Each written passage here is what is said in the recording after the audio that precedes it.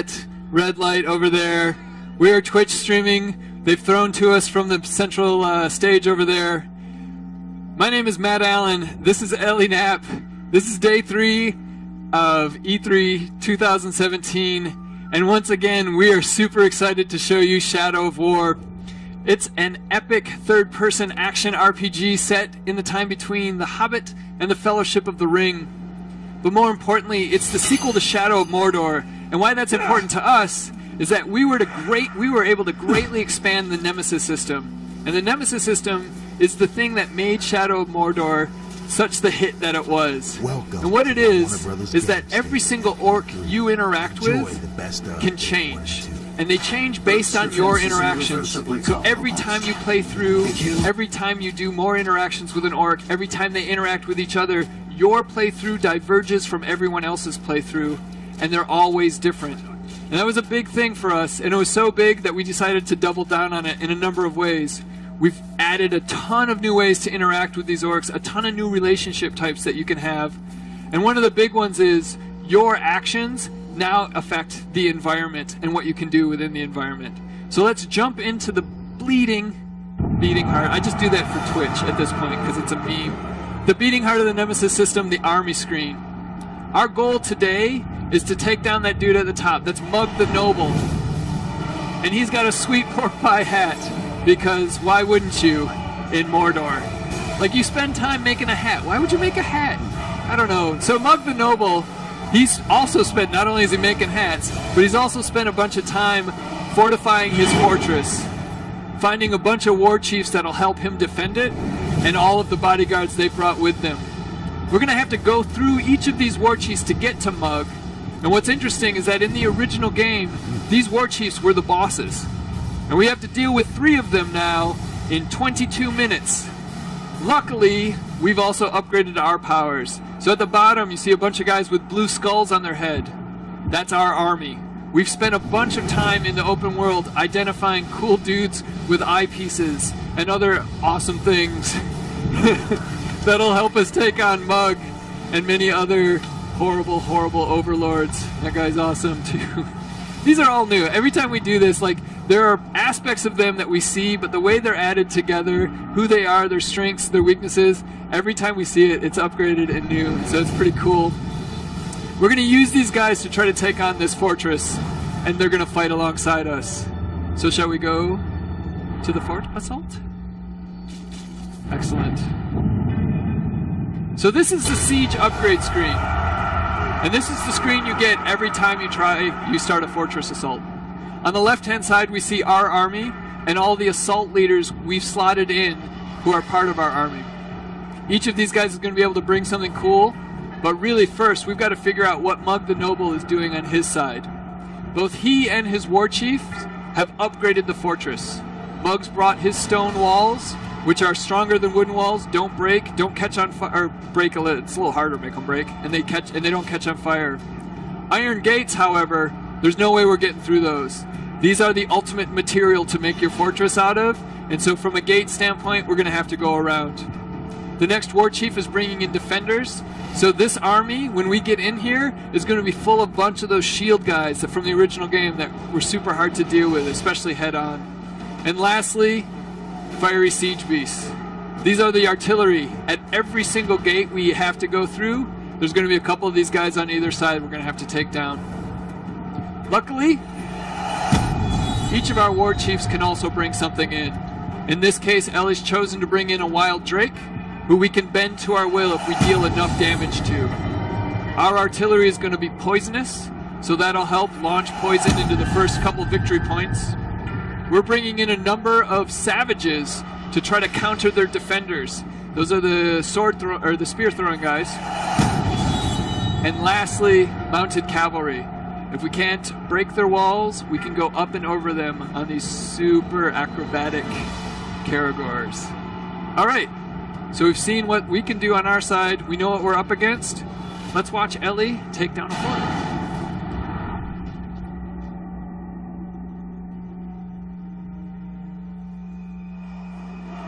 So there is the Marauder Stronghold. It's level 113. and its level is a mixture of all of the war chief's levels and the overlord's level.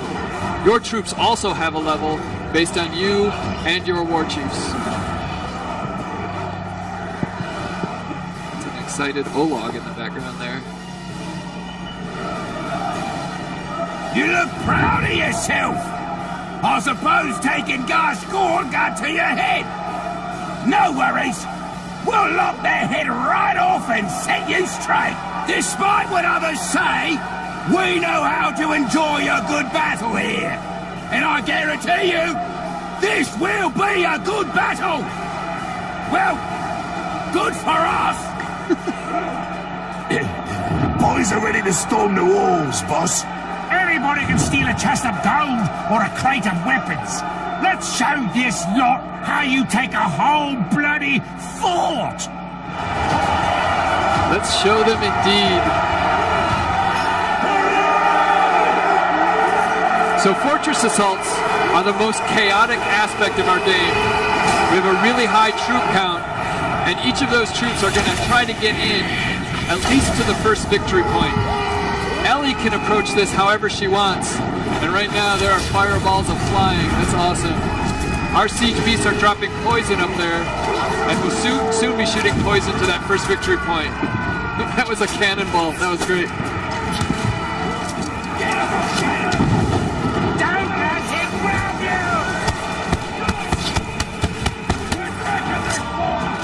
you! We really need to take that archer out. He needs to die.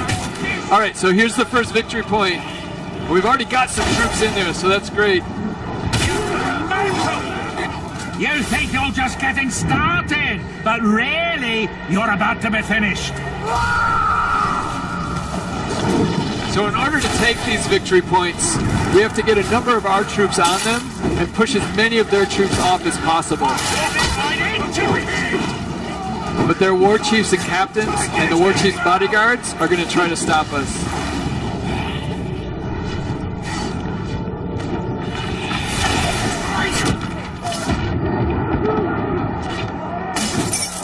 Is this how your family saw you last? Snivelling and bending the knee to whoever comes along? Come on, get up! What an asshole. You're going to deal with that, orcs. Nice. So Ellie did two things there. She first poisoned that barrel and then did an exploding shot to it, which took out a bunch of damage on these guys. So that broke him. And by that, now we can use the ring to dominate him. And when you're in the open world, this is actually how you build your army. You can identify guys you want, send them death threats, send them on missions, interact with them, break them down, and then once they're broken down enough, you can dominate them and then recruit them. You will serve me!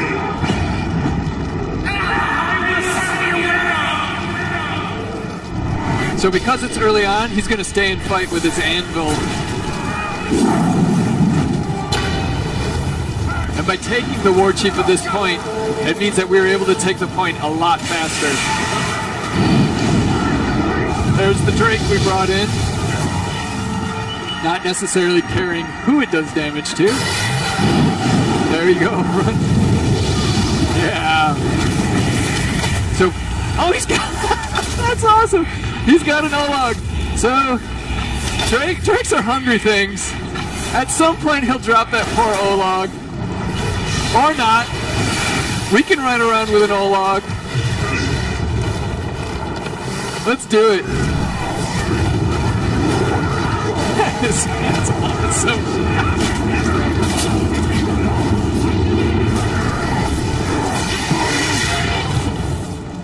Alright, we'll let the Drake have his fun with his Olog. Surprise! So you take position or two. I take them back. Then I take arm or two. Time to let our weapons do the talking.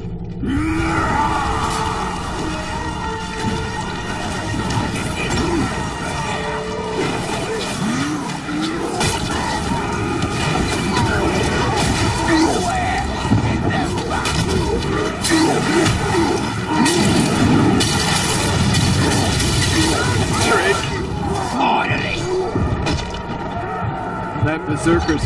That savage's weapons. All right, one of our guys was. Oh no.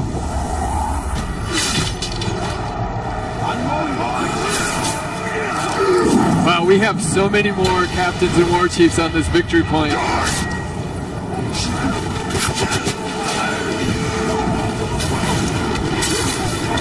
So our army's going to move on to the next victory point, but we may have to stay here and take. Nope, they took off too. Everybody's going to the new party.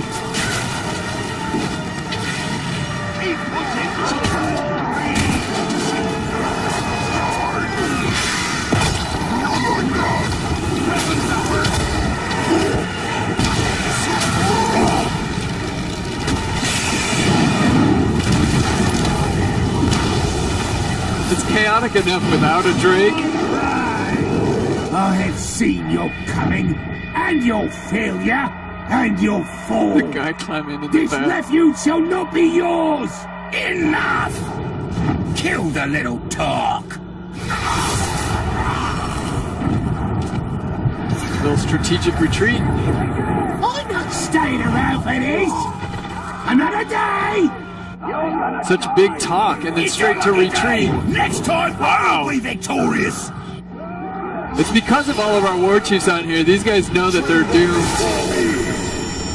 They can't get away from Talion and the Bright Lord. Shaming him. So this removes him from the battle. It also lowers his level, and it basically breaks his mind. And the more you do that, the more likely... Oh, somebody else took out Grom the Raven. Good for them. Just... You know, who wants to chase an orc?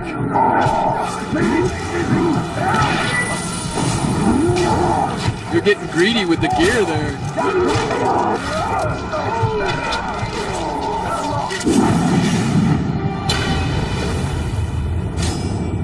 So we've captured all 3 victory points. You want to save a couple of guys? So we have a couple guys who are bleeding out.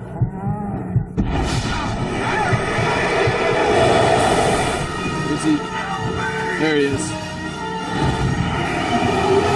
So when your captains are bleeding out, if you leave them to bleed out, they'll remember that.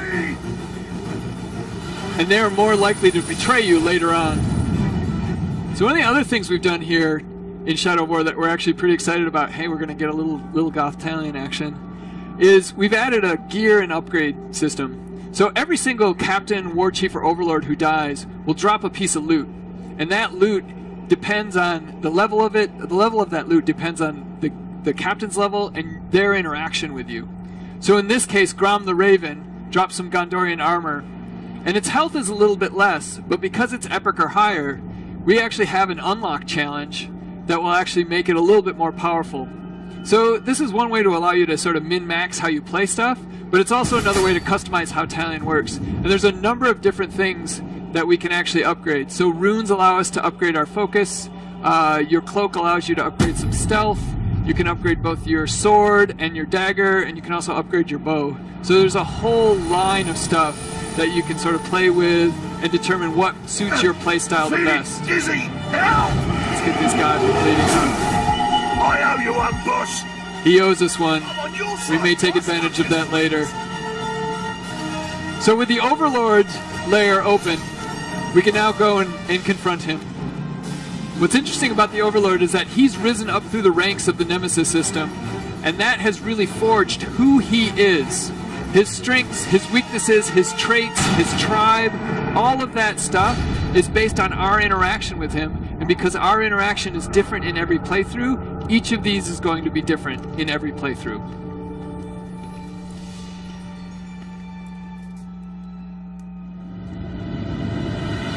Well, you've made a mess out there. I don't think you appreciate how much work I do.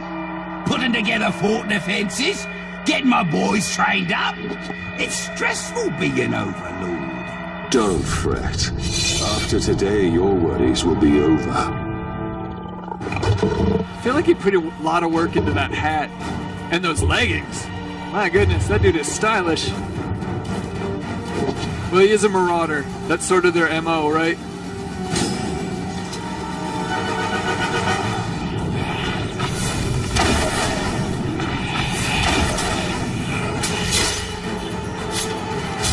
Nice.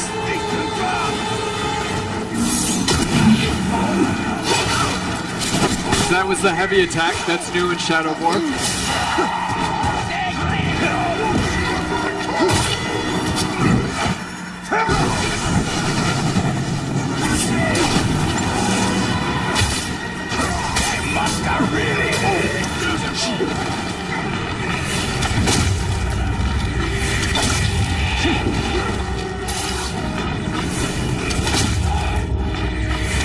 Nice, missed.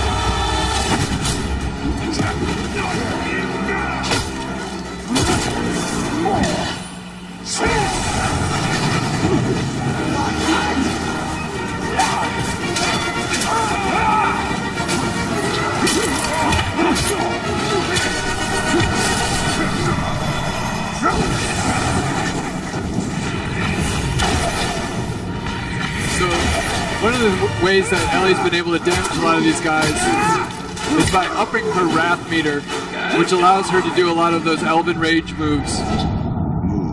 Alright, let's see what Moog. Moog 1 needs a new dentist, 2 needs a new haberdasher, 3, he's flammable, so he needs a new fire department. What else do we got? So what Ellie was doing there is figuring out how she should be attacking Moog. And since he's flammable... Whoa, he's also a trickster, right. So he just ninja'd out there. There he is. Oh, he's arrow-proof. I guess we didn't read that closely.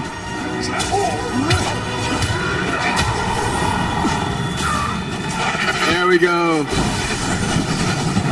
So he's taking some damage there and he's on fire. Here comes some bang. Some shield guys. Oh, these are archers. So these guys are up on top. They've been taking pot shots at us. I think it's time to clear out them. Clear out them. English. Sorry, Twitch.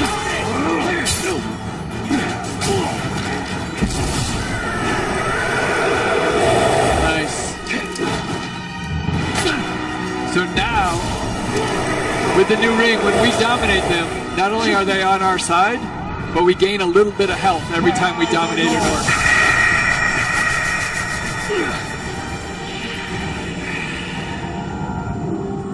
Nobody burns it. There we go.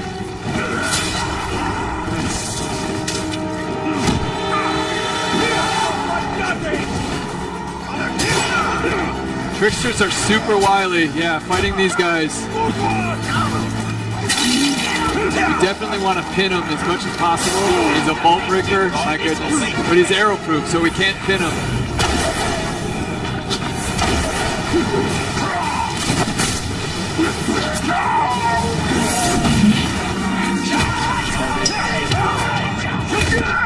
There we go.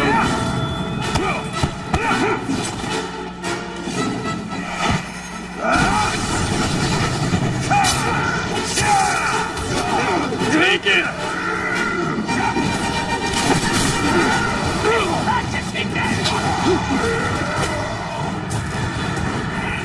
There we go. So one of the things that Ellie just did is she filled up her rage meter, which does an insane amount of damage, and he was already pretty damaged. I'm your better. Get this hit counter. You It's should going be able crazy. to kill me and take this fort. If you take off his head, will his hat stay on? Of course it will. Good job, Ellie. That was awesome.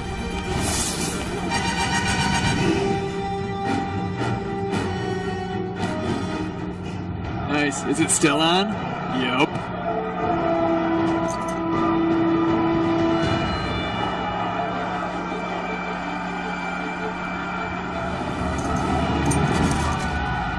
The end is within our grasp!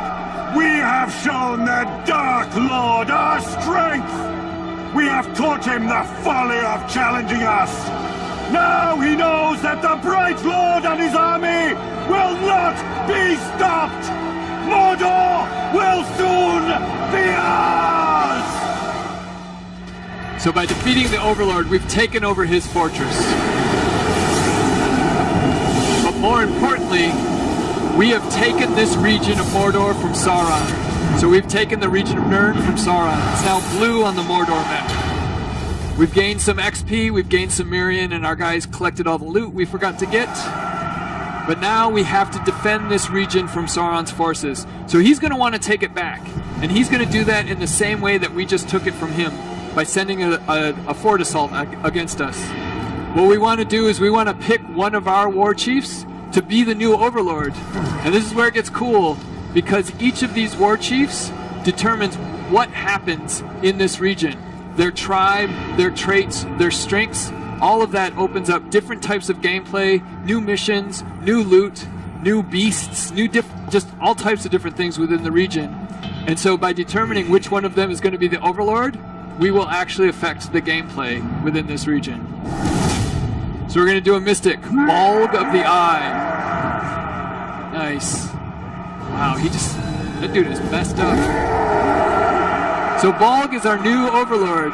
We now have a mystic region. Ellie can now go and explore this region and all the new gameplay in it. And you guys can go and explore E3 because we are done with this demo. Ellie, thank you very much for playing, and thank you guys very much for coming. And Twitch chat, thank you very much for making fun of us. It's awesome. Out this door, please. So are we going to keep going? From a Twitch standpoint, from a stream standpoint? Yeah, because we're doing the next one, right? So yeah, Twitch, stay with us. We are doing another one. Ellie, are you going to do something special for Twitch? Oh, Ellie's going to do something special for you guys. Okay, thank you guys.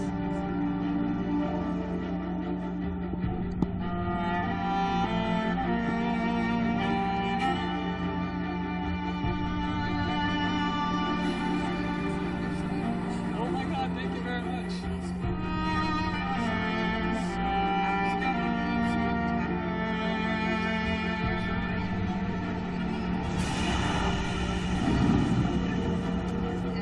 She's our best game producer.